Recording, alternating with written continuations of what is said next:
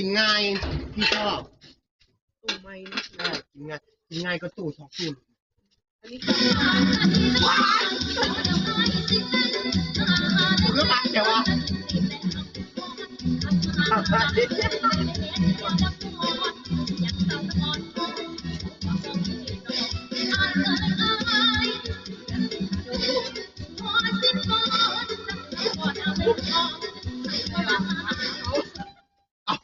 อย่าเผาเลยเดี๋ยวอีกเยอะเดี๋ยวได้ขวาอย่าเผาที่ใส่ไป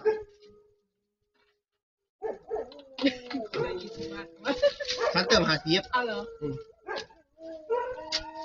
อย่าเฮาหูเต้นซื่อๆกินโคตรง่ายเลยแหละ